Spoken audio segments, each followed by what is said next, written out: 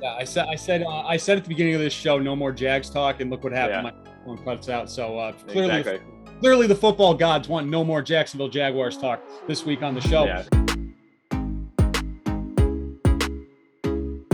Hey, what's going on, everybody? Welcome to week 3 of the NFL season and our show on Monkey Knife Fight Live. I'm Dan Watkins, hosting today. Joining me is Nick Whalen of Rotowire.com. Nick, how's it going, man? What's up? It's going well. It's going well. Jags are 0-2. Looking to avoid falling to 0-3 this week. Hosting Arizona, not exactly the easiest matchup, but that aside, looking forward to what should be a really fun week 3. I feel like we don't have maybe quite as many marquee matchups on the schedule as we did last week, but Tampa and the Rams is going to be awesome. We had another, I wouldn't say great Thursday night game last night, but entertaining nonetheless. Panthers are going to be a fun story to follow throughout this season, but looking forward to jumping in and breaking down week 3. Yeah, and I'm glad you brought up the Jags because I did want to bring this up with you. Urban Meyer said something to Vic Fangio last week, which just kind of blew my mind. And I'm an Urban Meyer guy. I loved him at Florida, liked him at Ohio State. I was hoping he was going to be the Notre Dame Fighting Irish head coach and they could get Brian Kelly out of there. But instead he goes to the NFL. And then he says to Vic Fangio, every week in the NFL is like playing Alabama. And it's just like, dude, what are you doing? Yeah. The situation even worse. I mean, the Jags, they put out that weird, like, hey, stick with us tweet too this week. So what's going on there? Dude, that was so unnecessary. Like 2 weeks into the season, you're already throwing out a like, please don't jump off the ship type of tweet. I mean, for all the hype that they tried to generate throughout this offseason to then have to turn around and do that. I mean, that's how like there's a lot of teams that are 0-2. It's not like the Jags are the only 0-2 team out there, but it's been that bad that they felt like they had to issue an official statement to the fans. And this is not the first time this has happened. Like the Jaguars are in a special class of their own right now in terms of incompetence. And unfortunately, I don't really see that changing this week with, a Cardinals offense that's looked pretty much unstoppable going up against a Jags defense that, man to man might be one of the worst, if not the worst in the league right now. Yeah, and we'll get to those plays in a little bit, but it's truly something. I don't understand because the Jaguars lost 15 straight to end the season last year, and now That's correct. People are freaking out over an 0-2 start. I mean, were there fans that really thought that the Jags were going to like all of a sudden be world beaters and be like? I don't know. Yeah, that's the thing. Out the gate, and we're expecting a 2-0 start. Me, no. I apparently there were people out there. Like, I mean, people are apparently disappointed enough that they had to issue that statement. You pick number 1 overall, even if you have a guy like Trevor Lawrence. I think there was maybe some false hope that he would be so good right away. You heard all the Andrew Luck comparisons where they went from I think 2-14 with that like bizarre Curtis Painter year, yes. And then he comes in and they're immediately like 11-5. That was a little bit different. I mean, the Colts had a lot more infrastructure, I think, in place. That to me was more similar to like when the Spurs got Tim Duncan. Like they already had a pretty good team. They just basically decided to tank 1 year and then add, this like supernova rookie to the team. The Jaguars have very little infrastructure around Trevor Lawrence. And to me, that's the bigger issue. I think Lawrence is probably going to throw a ton of picks. He's already at 5 through 2 weeks. There's some stat out there that he's been like the most inaccurate passer in the league so far. I'm really not concerned about Lawrence. I've already seen enough from him through preseason and through these first 2 games. I think he's going to be fine, but there's just so little talent around him. It's not great when like 2 weeks into the preseason, there's reports that like the whole team is revolting against the coaching style. Sadly, all this was like pretty predictable. I think we've kind of seen this whole song and dance before where other accomplished college coaches come to the NFL and don't really change their coaching style and try to coach 30-year-olds like they coach 19-year-olds, and oftentimes that doesn't work. Yep. I mean, Steve Spurrier, Nick Saban, both those guys were out of the NFL pretty quickly. Right. We'll see what happens with Urban Meyer, and that concludes our Jaguars 5-minute. No more Jags talk. No more Jags talk until next week. Forgot about that. So another rookie quarterback going to make his debut this week, and we'll jump right into the early slate here. Justin Fields, he'd been named the starter for now. Little asterisk on that because Matt Nagy's saying that once Andy Dalton is healthy, he will be back under center for the Bears. But this Bears-Browns game is an interesting one. Justin Fields, his more or less is 210.5 through 2 games so far this season. The Bears passing offense averaging just 135 a game. The Browns, though, they're getting shredded a little bit in that secondary. Mahomes obviously does what Mahomes does against them, throwing it for over 330. And then the Texans managed 227 between Tyrod Taylor and Davis Mills last week. How do you feel about Justin Fields? this Sunday? I think I'm going to go under on this number. I think Justin Fields plays well. I think he probably plays similarly to what we saw from him last week against Cincinnati, where he wasn't blowing you away. I had a couple key drops that maybe impacted his stat line and made it look a little worse than it actually was. Did have the interception, but overall, I think you're pretty encouraged by what you saw from him, decision making wise, and then obviously what he's able to do with his legs, and that's the huge upgrade that you get with Fields over Andy Dalton. You look at, he had 23 situations where he was in a drop back. He took 41 snaps overall. Obviously, 18 of those were handoffs. In those 23 dropbacks, we had 10 runs and 13 passes. Like that's, fairly close to a 50-50 split. You probably don't want to be running him that much. Obviously, not trying to put his body on the line this early in the season, but he is a guy who, if the first or second read isn't there, he is prone to pull it down and run. He's certainly not afraid to do that, and he certainly has the ability to do it. So, I don't see this being a like air raid kind of attack all of a sudden for the Chicago Bears. If he drops back 35 times in this game, 15 of those might be runs. So I think he's going to have a hard time, piling up big time passing yardage. I think if you could combine his rushing and his passing, he probably goes over 210 pretty easily. But I think we see him like somewhere in the high 100s in terms of passing yards. And then on the other side, you got Baker Mayfield, more or less 269.5. Last week finishes with just 213, but he did miss quite a bit of time during that game. He got hurt, I think, tackling someone on an interception, but he passed that number with ease against Kansas City in week 1, throwing for 321. No Jarvis Landry this week for the Browns, but it sounds like he's going to get OBJ back for the first time since last October. And this Bears defense, the thing with the Bears defense is we think, just instinctively, we think, monsters of the Midway, the Bears are just always have a great defense, but I think they have a good linebacking core, but the secondary, right. It's skeptical. And I like Baker this weekend against the Bears. How do you feel? So you're going more on Baker. I think I'm going to go just less here. I'm a little bit worried about the Landry situation. Beckham coming back is huge, but I mean, at this point, I think pretty much everyone would admit like Odell Beckham, the name, is bigger than Odell Beckham, the on-field producer. And I and pretty much everybody really want him to be back to like 2018 Odell Beckham, but it's been a long time since we've really seen that guy. And obviously the setback with the torn ACL and kind of this mysteriousness around the recovery, is not super encouraging. Like I'd be pretty surprised if he's out there for 90% of the snaps. I think they're probably still going to have some training wheels on him. It doesn't sound like he's practiced all that much, even since camp began. So, you have a depleted receiving core. Obviously you do have some talented tight ends. That certainly helps, but Cleveland wants to win these games on the ground. They want to pound Nick Chubb. They want to pound Kareem Hunt. And I think they're happy to kind of muck this game up. And if that means handing it to Chubb 25 times, so be it. I think you're spot on about the Bears defense. I think it's still a very good defense. The secondary isn't quite what it once was, with the playmakers that they used to have. But I think the defensive line is still really good. Obviously, the linebackers gave Joe Burrow fits last week. So I think we could see something similar where, this Cleveland offense isn't marching up and down the field. I think Chicago is good enough to at least prevent the big plays. And again, with Landry hurt and with Odell probably still not 100%, I don't see there being, these big chunk plays through the air for Baker Mayfield. Are you definitely on the under or the less with Baker, or if this number drops down a little bit by Sunday, say it's at 255 on Sunday, would that give you? That'd be close. That'd be close. Yeah. I mean, I'm on the under now. I wouldn't say I feel like you have to lock it in. I mean, yeah, it's, give or take maybe 10, 15 yards. That would make me rethink it. But at this number, I don't think he gets to 270. All right, fair enough. And then there are a couple other guys in this matchup that I do want to bring up here. OBJ, as we mentioned, is expected to be back. His more or less total is 61.5. He hit that number in just 2 of 6 games that he fully played in last year. How do you feel about OBJ this weekend? I part of me thinks that you want to get a guy like that involved. Like maybe you make a point to get Odell Beckham the ball. You script a couple plays for him just to kind of get him back. Feeling like he's involved. I do think there's a chance that happens, but overall, I just tend to be a little more cautious with guys like this coming back from a serious injury, and a guy who, even when he wasn't injured, is pretty volatile. It's 150 yards one week, and then it's 3 catches for 28 yards the next. I would be inclined to go less here, just under the pretense that I'm not sure how many snaps he gets, and obviously that Chicago defense with no Jarvis Landry in there is going to be keying on Odell Beckham. Play it safe there. I like that as well. A game that screams that they're going to get a wide receiver reverse to Odell Beckham Jr. for like 27-yard run, and that might be his only action for the game. Yes, he reverses field twice. Yes. It'll be on the first drive too, so fantasy owners will be excited. Like OBJ's back, and then not the rest of the game. Then you got Allen Robinson, 78.5 is his more or less. He's come nowhere near that in the first 2 games.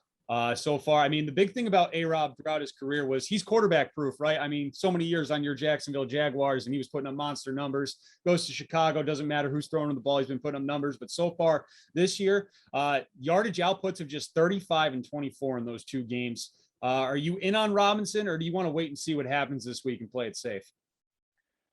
I think I got to play it safe here as well. I think with young quarterbacks, you often you don't see guys taking a ton of shots down the field. You tend to take the safe read, check it down to the tight end, check it down to the running back, things like that. It's a high yardage total for a really volatile situation, right? I mean, even if it's Andy Dalton, I don't know if you feel better about that or worse about that. You have just a huge question mark at quarterback still. For as much as people like Justin Fields, I don't think this automatically is like a massive upgrade for Allen Robinson. I think it's an upgrade for the offense because of what he brings running the ball, but I don't think that really affects a receiver like Robinson. Thank you for bringing up that he's an ex-Jag, by the way. Could you imagine paying Marquise Lee and letting Allen Robinson go? Like, that is a decision that happened. That actually happened. And I feel so bad for Allen Robinson. Like, no one has had worse quarterbacking dating. I don't know who his high school quarterback was, but start with Christian Hackenberg and then have to deal with the Jaguars, and then maybe even worse what Chicago's been throwing out. I mean, bless his heart. All right, there we go. All right, what's the Marquise Lee over under for this week?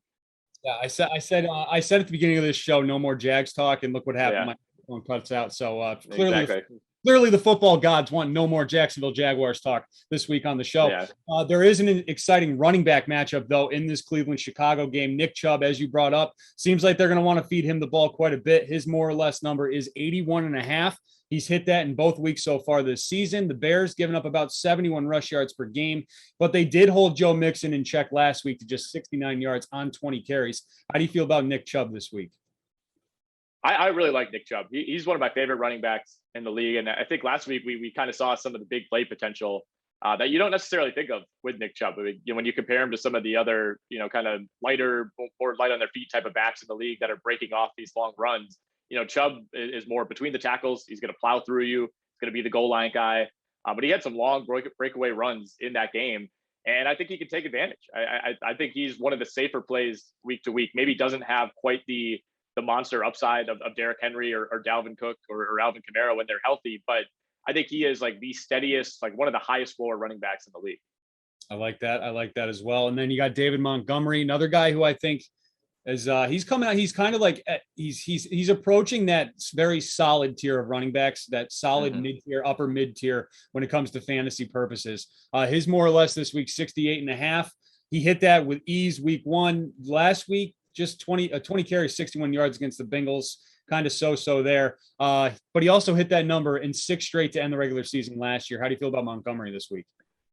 I think I like the more on him as well. I think he comes in probably somewhere between what we saw in week 1 and what we saw in week 2. But even in a week 2 that was pretty frustrating, I think, for Montgomery fantasy owners, still got 20 carries, right? I mean, that's super encouraging. And even if you're only translating those to about 3 yards per carry, that workload is very promising. And, for as dynamic as Justin Fields is, based on what we know about this coaching staff, do we really trust them to cut him loose, to let Justin Fields be Justin Fields? Like this feels like such a classic, like, all right, well, let's just give him the running back safety blanket.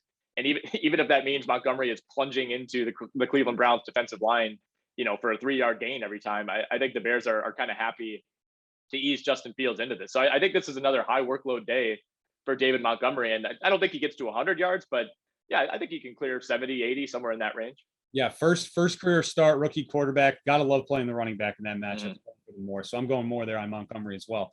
Another matchup during the 1:00 early slate, a very exciting one for fantasy purposes and for probably viewing purposes too. Chiefs and Chargers. You got two stud quarterbacks. Patrick Mahomes, 320.5 is his more or less this week. Normally with Mahomes and how he's playing to start this season, give me that more, right? But I'm actually going to go less here because 5 career games against the Chargers, he averages just 231 yards per game. His highest total ever against the Chargers was just 302, and that happened last season. The Chargers also, that pass defense, sneaky very good. They held the Cowboys in check and held Dak Prescott in check as well last week. So how do you feel about Mahomes? That was a compelling argument. I initially was thinking the over, but that's a good stat about how he's played against the Chargers, and certainly slowing down Dak Prescott, who threw for over 400 yards against the Buccaneers in Week 1. That was a statement game, I think, by the Chargers defense in a game that they should have won, a game that like really only the Chargers find a way to lose, and that they had some really tough calls that went against them throughout that game, and were a contributing factor. At the same time, like the argument against that is like, well, it is Patrick Mahomes, and like eventually he's going to break out of that streak. Like he's not just going to play badly against the Chargers his entire career. But this is also a Chargers defense that is healthier and more talented now than it's been in years past when he's played against them, and everybody's been banged up. So, man, this one is really tough. I think the number is set perfectly. Mahomes has gone over this number pretty comfortably in each of his first 2 games, but you look at the games that the Chargers have played so far against Washington and Dallas, like they've both been kind of grinded out type of games. Like this Chargers offense is like in theory really high powered, but they haven't scored that many points. The defense has been able to kind of put a cap on both teams. I mean, the Chargers haven't even scored 20 points in a game yet, have they? Or top 20 points in a game? 16 and right. 7. So it feels like they've been really explosive, but the points just simply haven't been there. The question is, do we get another game like that? Like, are they able to do that to the Kansas City Chiefs? I don't know. For the sake of dissension, I'll go over on Mahomes. I think one reason to back that side is that the Chiefs can't really run the ball right now. Like the Chiefs couldn't run the ball going into last week, and I think we feel much worse about it now after another so-so showing by Clyde Edwards-Helaire that ended in a pretty devastating fumble. I think we kind of go back to more of an air raid attack for the Chiefs, and I think Mahomes gets there. It's probably a back and forth game that remains close enough that they have to be throwing for 4 quarters. Yep. And then on the other side, you got Justin Herbert. 310.5 is his more or less number. I like the more here a lot. I love Justin Herbert. I think he's the next superstar quarterback, I think, in the making in this league. Averaged 307 yards in 2 games against KC last year, went over 300 in both of them. Kansas City also. Defense is just it's the same Chiefs defense where when the opposing team needs to get yards, they can get yards. And I think Justin Herbert with those boys, Mike Williams and Keenan Allen, can get his yards. I really like the more here. What do you think about Herbert on Sunday? I'm with you there. 337 and 338 yards in each of his first 2 games so far. He's looked great. There are some some people saying he looks like he's regressed or plateaued a little bit this season. I don't see that at all. I think he's been really, really good. And everybody knows about Keenan Allen, but Mike Williams is a guy, like every time I watch him, I'm just like, how is this guy not like a tier 1 superstar? Like the body that he has, the ability to pinpoint catches in the air. I mean, he is an absolute monster. Like to have that guy as your number 2 receiver is such a luxury, especially for a guy like Herbert, who is not afraid to air it out. He tends to throw hard and throw high. The type of catches that someone like a Keenan Allen or a Mike Williams are the only type of guys who can make those. And like you said, the Kansas City defense, still a very opportune defense. You have playmakers like Tyrann Mathieu, but overall, they just seem disjointed last week. The defensive line remains a mess. The linebackers are kind of a mess. I think Herbert exploits it. I think the Chiefs win this game, but I think it's back and forth, and I think both quarterbacks have big days. And for both those quarterbacks to have big days, it means they have to have some receivers that are going to have big days as well. So let's talk about a couple of the skill guys here. Let's start with Keenan Allen. 84.5 is his more or less number. He's gone over that in both games so far this season. Obviously, Allen, he's a target monster, but he has given a little bit of his target share to Mike Williams, because who is healthy for once. It kind of seems that is Mike Williams' big problem, his health, who's healthy right now. But Allen, 84.5, 11 career games against the Chiefs. He's gone more than that in 4 of them, including 96 yards in the 1 game he played against the Chiefs last season. I like the more here for Allen, because if I'm going all in on Herbert, I think I got to go all in on Keenan as well. Yeah, same here. You don't have to convince me of anything. 4 catches to get to 108 last week is insane. And, obviously you'd prefer that he have more than 4 catches, but he still was targeted 8 times in that game. And I know he had at least 1 long completion called back on a penalty. Could have easily been a bigger day. This number could be, I think, quite a bit higher on the more or less, and I'd still like the more. So, at this figure, it's pretty easy over for me. Yep. And then Mike Williams, who we were just talking about, 74.5, his more or less. 7 games against Kansas City in his career, averages more than 74.5 in 4 of them. So over 50% success rate hitting that number against the Chiefs in his career. And as long as he's healthy, I like Big Mike too, because I think both these guys, as we've seen, can put up 90 plus yards in the same game. Yeah, I mean, you mentioned the sharing of the targets. I mean, Williams has 22 targets through these first 2 games. He's caught 15 of them, and a lot of those are big chunk plays down the field. So I'm with you there. I mean, it's tough to say that both of these guys are going to erupt against a good team in Kansas City. But again, if we think this is going to be kind of a back-to-back or back and forth slugfest, I think there's a very good chance that both these guys approach 100 yards once again. And then on the Chiefs side, you got Tyreek Hill, 89.5 is his more or less. He was held in check last week, just 3 catches, 14 yards against that Ravens defense. But he absolutely went off week 1 against the Browns, having 197. So that's why he's still among the top guys in the league, league leaders right now heading into week 3. How do you feel about Tyreek going 89.5? This one is really, really tough. I mean, it depends. Like if you're the Chargers, did you see the blueprint last week and do you try to replicate that? They have the personnel to do it. I mean, Baltimore did as good of a job as I think we've ever seen of limiting a guy in Tyreek Hill. It's not like the Chiefs have been doing this for 3+ years now. It's not like Tyreek Hill is some sort of secret, and it doesn't really matter. Like teams are game planning for him and he's still going for 100+ more often than not. But I mean, Baltimore was able to completely take him out of that game. I mean, he was a complete afterthought. 3 catches for 14 yards on only 4 targets. I mean, they weren't even trying to go deep on him. So the question is, can the Chargers replicate that? My gut says no. The chances of holding him to a well below average game 2 weeks in a row are pretty unlikely. I think the Chiefs are going to make sure to find a way to unlock him. And the scary thing is, if you're the Chargers, I mean, the Chiefs still scored 35, 36 points in that game with Tyreek Hill being a complete non-factor. They have other guys they can lean on for huge plays. But I think they make a point to get Tyreek Hill more involved. And again, if we think this is going to be a shootout, I think Tyreek Hill is a part of it. So I'll go more on that 89.5 for Tyreek Hill. Then the one problem for the Ravens last week playing the Chiefs is if you take away Tyreek Hill, that means somebody else is going to eat. And that man is Travis Kelce, who went off for 109 yards last week against the Ravens. Kelce's number is 95.5, more or less. That just seems, I know it's Travis Kelce, but that still just seems absurdly high for a tight end. Kelce, 13 career games against the Chargers, averages just 45 yards in those contests. Mm-hmm. His highest output against LA is just 92. Which he came with last year, 2019. I'm going less here just because I think that number is just too high. If it came down into the mid 80s, I might go more. But as long as that's around 95, I'm staying away from it.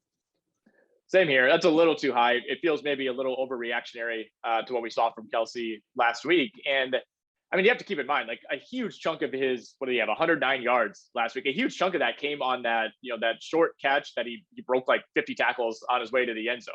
Half of his yardage came on one reception. Terrible tackling by the Ravens. Good blocking, I guess, downfield by the Chiefs.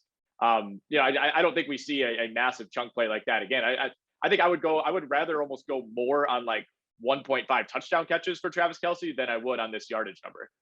Fair enough. And then for the rest of the 1 p.m. slate, bring all these other games into play here. Your 1 o'clock touchdown dance. Who are your 3 guys that are finding the end zone on Sunday? Man, I wrote down a couple guys. I mean, Nick Chubb, we talked about him already. I think he's pretty much almost a guarantee to either break one off, from 25 yards out or be the guy from 1 yard in. I think he's the safest bet week to week. Jonathan Taylor, has been good, not great through these first 2 weeks, but we might have an iffy quarterback situation for Indianapolis this week, maybe lean a little more heavily on Jonathan Taylor. I think he's a decent option there. I like Austin Eckler for the Chargers. And then, if you're looking at that Pittsburgh-Cincinnati game, do you trust Jamar Chase to get in the end zone for the 3rd time in 3 weeks? Kind of had a garbage time TD at the end of that game against Chicago last week. T. Higgins is almost the guy, if you're looking for kind of a sneaky option that maybe other people won't use. I think T. Higgins has kind of been the sneaky favorite target of Joe Burrow so far. Yeah, I'm glad you mentioned the quarterback situation in Indy. Who sprains both ankles at the same time? Who does that other than Carson? How is that even possible? I mean, if I had to give you one athlete in all of professional sports to pick, I think Carson Wentz is the guy you're going to go with. I'm trying to think if there's anybody in the NBA. I'm sure I'm missing somebody, but yes, Carson Wentz is the first guy who comes to mind in a situation like that. Top of that list. And then my 3 picks for the touchdown dance. I like TJ Hawkinson a lot this week against the Ravens. Mm-hmm. Clearly the number 1 option in Detroit, and the Ravens have just been crushed by tight ends so far with Waller and Kelce going off in 2 games. So I'm going TJ Hawkinson for 1. Saquon Barkley, I'm going with my 2nd pick. I know it's been a slow start, just 83 yards rushing, but he's had 10 days off to prepare. and he's going against the Falcons, who are just an absolute train wreck. So I like Saquon. Yeah. And then lastly, I'm going to go with Najee Harris to find the end zone this week as well on the ground. Also, just 83 yards rushing, but Ben is hurt. So let's lean on that running game and show us why you took that first round running back. And let's go with Najee Harris to find the end zone. Moving on to the late slate in the afternoon, you got a great one. You got the defending Super Bowl champion Tampa Bay Buccaneers and Tom Brady going against Matthew Stafford and the Los Angeles Rams out in LA. Brady's number 310.5 is his more or less. You all right? Oh, it's 307 now. Okay. Well, that changes everything. Yeah, I'm still going less there for Brady. The Rams are allowing just 216.5 per game through the air. I know it's Chicago and Indy, but I'm going less there. Brady threw for just 216 as well against them last year in that Monday night game. I think the Rams defense is very good, and I think they are going to give Tampa trouble. And I think Tampa's going to try to run the ball this week as well. Yeah, I feel the same way. Mike Evans got a little banged up last week as well. I think that's big. I mean, obviously Tampa has more weapons than anybody, so they could lose any one of those guys and still be relatively okay. But you have Jalen Ramsey, who you can choose to shut down Evans, you can choose to shut down Godwin, whoever you want. Ramsey had a pick to seal that game last week as well. I'm with you. I think this Rams defense is really good. Obviously, this is the game of the week by far, and I wouldn't be surprised if Tampa goes in and gets the win, but I don't think this is anything like week one where, we're seeing both teams just air it out like crazy and Tom Brady's over 400 yards. I think if Tampa does win, it is on the ground. It is a ground and pound type of game where Brady is efficient, but is not throwing the ball 50 times. So I'm with you. I'm on the left for Tom Brady. And then you got Matthew Stafford. Is it still 310.5? That's still his number? That's what I'm seeing. 310.5. All right, good. So that switched a little bit from last. These guys, they flipped lines from last night when I last looked at these. So anyways, Stafford, the Bucs are allowing 342 yards per game. I think it's pretty simple here. You can't run on the Bucs. There's only one way to move the football, and that's through the air. So I like Stafford to go more here as well. He's played pretty well so far with Sean McVay and the Rams. So how do you feel about Stafford? Yeah, we're mostly in agreement today. I feel the exact same way. I think the Rams running game has been really in question since Cam Akers went down, and we still have no idea if Darrell Henderson's going to be available for this game. If he is, he's certainly not going to be at 100%. We already saw Dak Prescott, rip this defense for 400 plus yards in week one. Tampa Bay is vulnerable through the air. Like you said, you don't want to run on this team. And I think the Rams would prefer certainly to be balanced, but if they have to, now they have a quarterback that they can entrust to throw the ball 45 times in a game like this. This is a game that if you're the Rams heading into this game with Jared Goff and with a one running back who's on IR and one who's super banged up, you're terrified. This is not the situation you want to be in. This is why you have Matthew Stafford, somebody you can trust in these games. So I'll go less on Brady, more on Stafford. Same here. And I like Cooper Kupp a lot this week too. Yes. I think if Stafford's going off, Kupp's going to go off as well. Another game during that late 4:00 window, you got the Seahawks and the Vikings. As our wonderful executive producer Jay has pointed out multiple times, the Seahawks don't play a normal football game. They just never do. It's Kevin Clark. I can't take credit. Kevin Clark is the one who's been saying that for years, so it's all his. Well, you relayed the message anyway. Russell Wilson, 295.5 is his more or less number. 6 career games against the Vikings, averages just 201 yards a game in those contests, never had more than 274.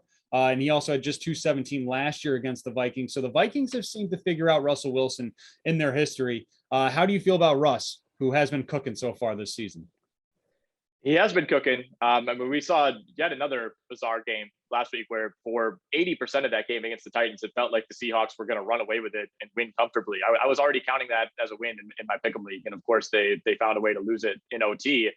I think this number is way too high, right? I mean, you laid out some of the stats, the matchup stats in the past. You look at his total last week, 343. And then you look at this number, it's like, okay, well, almost 50 yards fewer. One, that game went into, a long overtime period with multiple possessions. Two, there were at least twice in that game where the Titans secondary just completely lost receivers for long games. They had like a 70-yard touchdown. Wilson is always one to air it out, but Lockett and I think Freddie Swain had the other one where there was nobody within like 20 yards of him when he caught the ball. Minnesota's secondary is not exactly the 2001 Baltimore Ravens, but I don't think we see as many blatant coverage breakdowns as we saw last week that helped enable Russ to get up close to 350 yards. So for as great as Russell Wilson is, they do have a new OC this year, but if you look into the numbers, that they're playing pretty similarly to how they have these last few years. They still want to establish the run. They still don't necessarily let him air it out quite as much as I think they should. So I think this is a pretty easy less for me this week. And then you got Kirk Cousins, 275.5 is his number. Hit that with ease against the Bengals, threw for 351. And then last week kind of came back down to earth a little bit against the Cardinals. The Seahawks, though, they're giving up about 271 a game through the air. Cousins, this is a tough number. This might be the toughest one on our slate so far that we've talked about. How do you feel about Kirk Cousins this weekend? You're totally right. We are in agreement on a lot of these numbers this week. I agonized over this one, last night. I think I'm going to go over.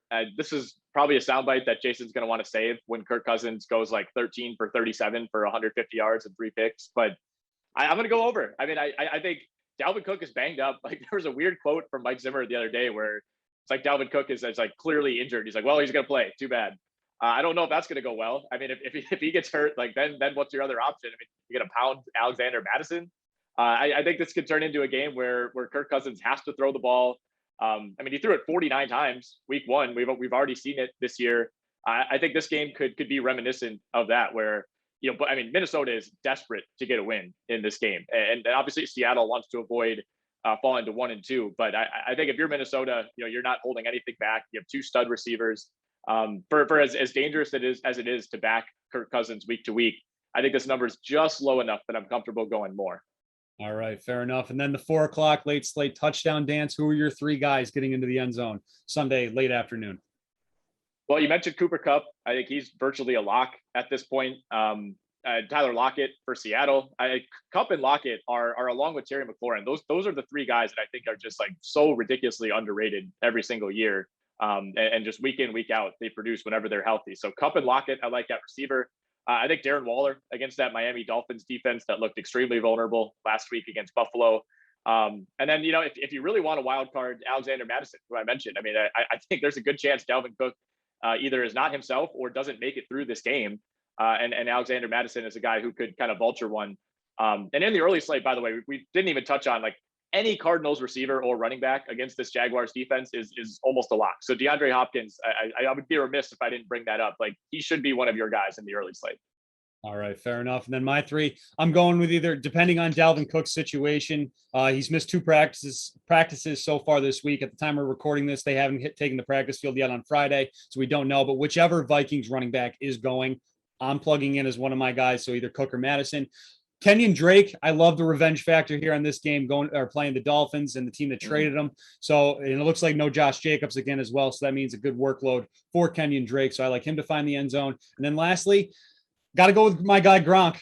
4 touchdowns through 2 games. I mean, you got to ride him, right? As long as he's finding the end zone, he's just the red zone threat. So I think Brady's going to put him in the red zone as well. So those are my. Doesn't it feel like Brady's making a point to get him touchdowns? Yeah, and I just if you think he's making a point now, just wait till next Sunday night because there's going to be a lot of points to be made. I think he wants Gronk to get like 20 touchdown catches this year. I really do. Like the way that I forget which play, one of the touchdowns he had last week, like he looked off another like wide open receiver. I want to say it was Godwin just to force it into Gronk, and it worked out.